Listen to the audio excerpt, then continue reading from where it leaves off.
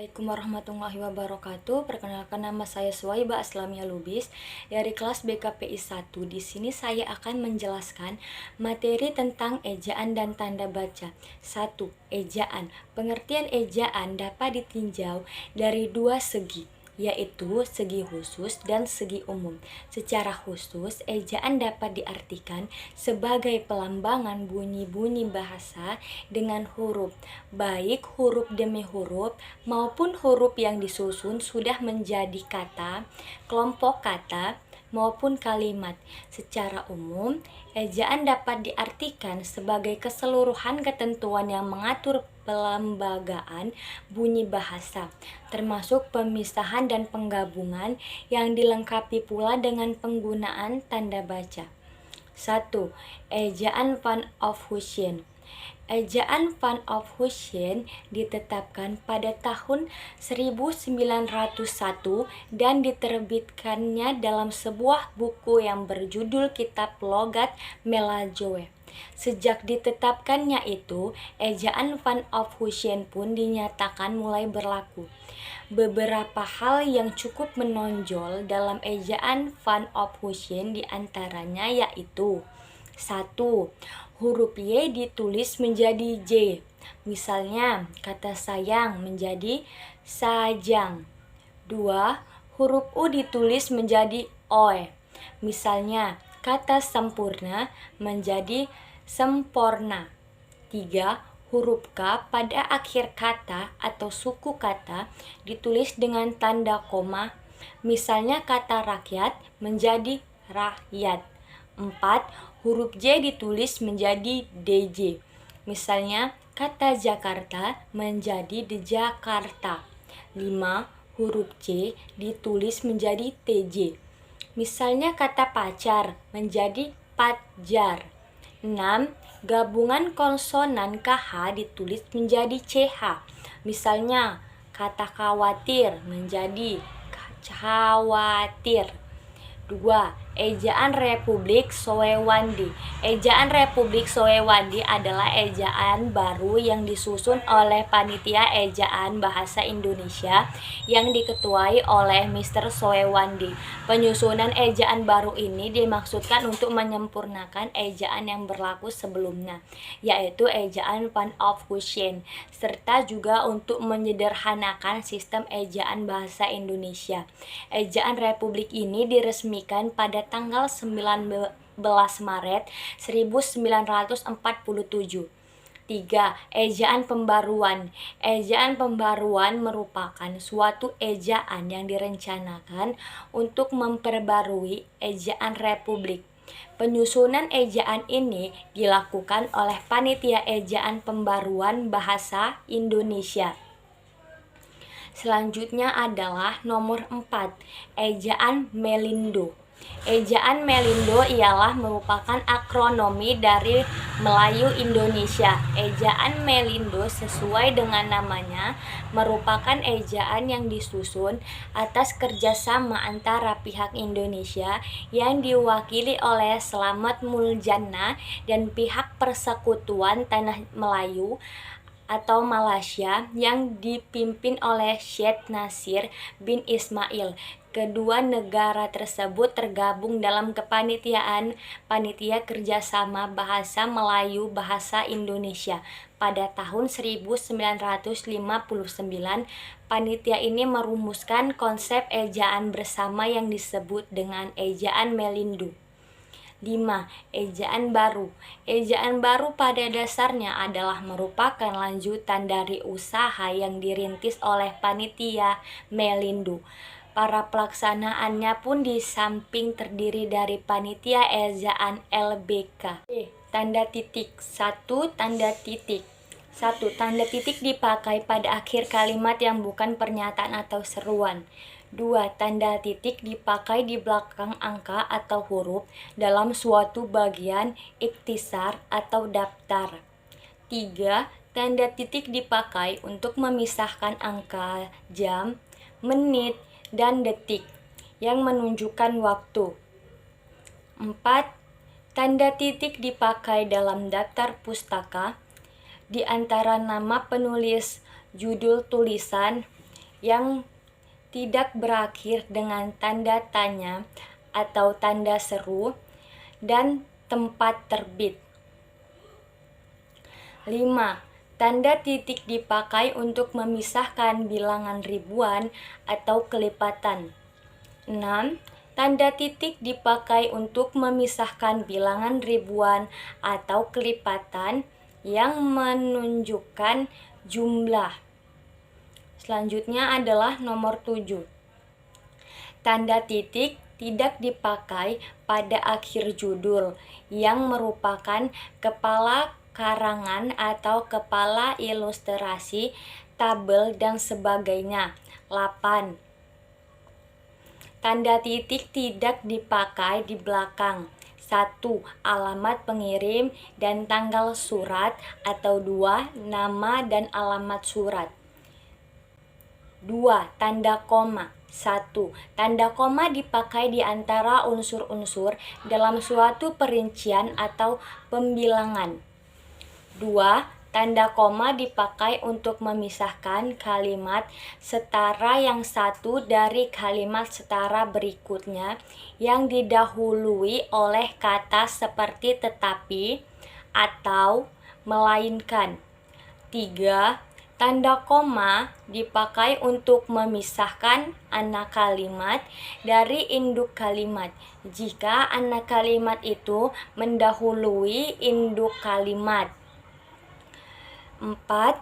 Tanda koma tidak dipakai untuk memisahkan anak kalimat dari induk kalimat jika anak kalimat itu mengiringi induk kalimatnya. 5.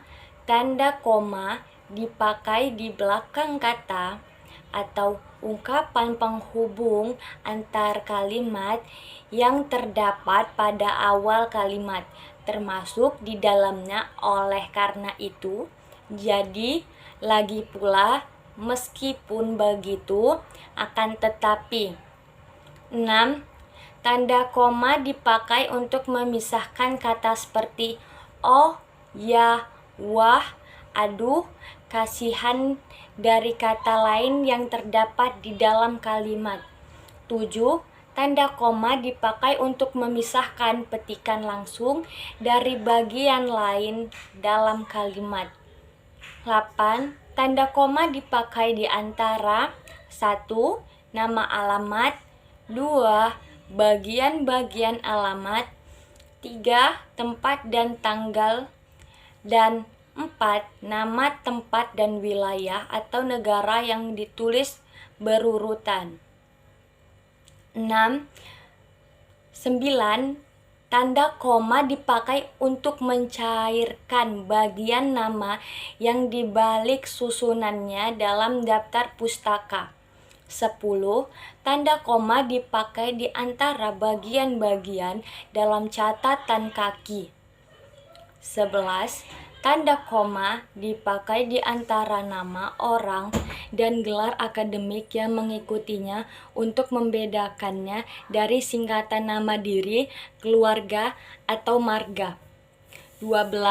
Tanda koma dipakai di muka angka per 10 atau di antara rupiah dan sen yang dinyatakan dengan angka. 13. Tanda koma dipakai untuk mengapit keterangan tambahan yang sifatnya tidak membatasi. 14.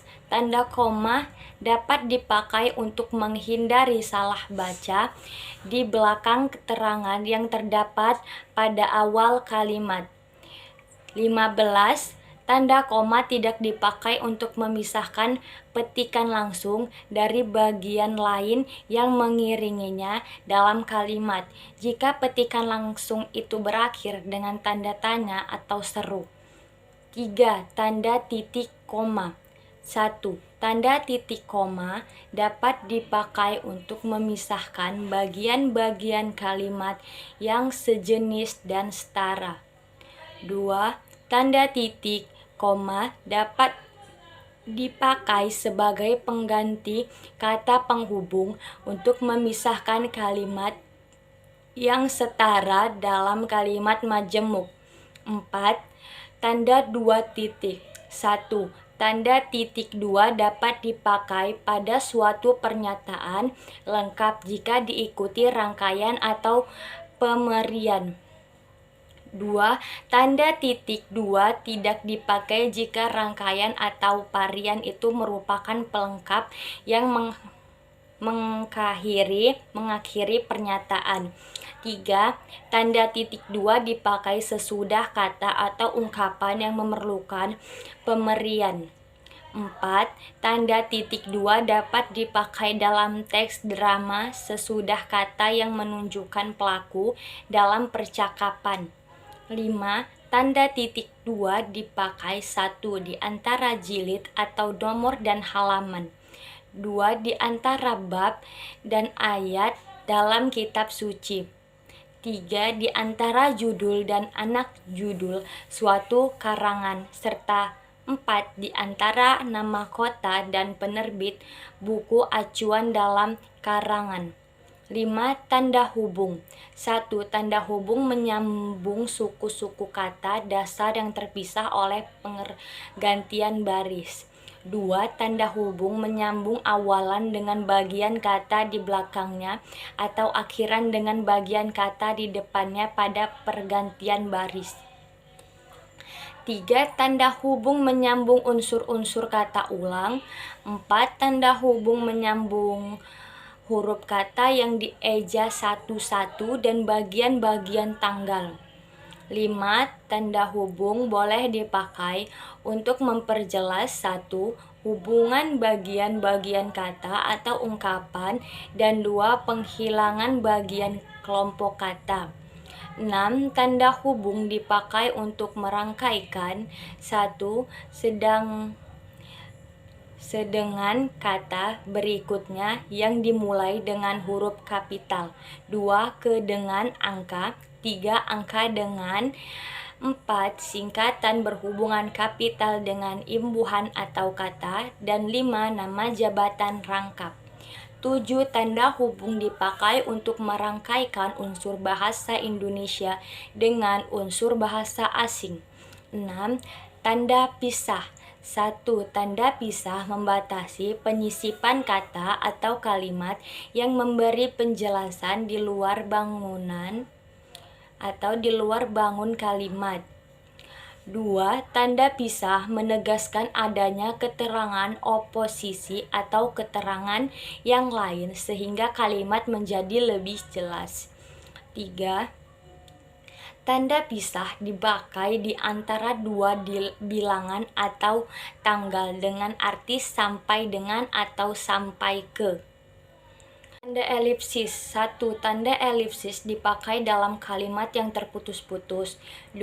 Tanda elipsis menunjukkan bahwa dalam satu kalimat atau naskah adalah bagian yang dihilangkan. 8. Tanda tanya. 1. Tanda tanya dipakai pada akhir kalimat tanya. 2. Tanda tanya dipakai dalam tanda kurung untuk menyatakan bagian kalimat yang disangsikan atau yang kurang dapat membuktikan kebenarannya. 9. Tanda seru. 1. Tanda seru dipakai sesudah ungkapan atau pernyataan yang berupa seruan atau perintah yang menggambarkan kesungguhan, ketidakpercayaan atau rasa emosi yang kuat. 10. Tanda kurung. 1. Tanda kurung mengapit tambahan keterangan atau penjelasan. 2. Tanda kurung mengapit keterangan atau penjelasan yang bukan bagian integral pokok pembicaraan. 3. Tanda kurung mengapit huruf atau kata yang kehadirannya di dalam teks dapat dihilangkan. 4. Tanda kurung mengapit angka atau huruf yang memerinci satu urutan keterangan. 11. Tanda kurung siku mengapit huruf, kata atau kelompok kata sebagai koreksi atau tambahan pada kalimat atau bagian kalimat yang ditulis orang lain. 2. Tanda kurung menapit keterangan dalam kalimat penjelasan yang kurang bertanda kurung. 12. Tanda petik. 1. Tanda petik mengapit petikan langsung dan berasal dari pembicaraan dan naskah atau bahan tertulis. 2. Tanda petik mengapit judul, syair, karangan, atau bab buku yang dipakai dalam kalimat.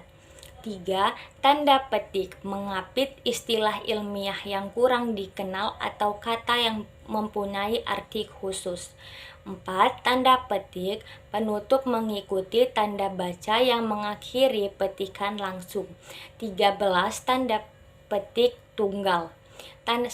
Tanda petik tunggal mengapit petikan yang tersusun dalam petikan lain. 2. Tanda petik tunggal mengapit makna terjemahan atau penjelasan kata atau ungkapan asing. Selanjutnya adalah 14. Tanda garis miring. 1. Tanda garis miring dipakai dalam nomor surat dan nomor pada alamat dan penanda masa 1 tahun yang terbagi dalam 2 tahun takwim. 2. Tanda garis miring dipakai sebagai pengganti kata atau tiap. 15. Tanda penyingkatan atau apostrof. Tanda penyingkat menunjukkan penghilangan bagian kata atau bagian angka tahun.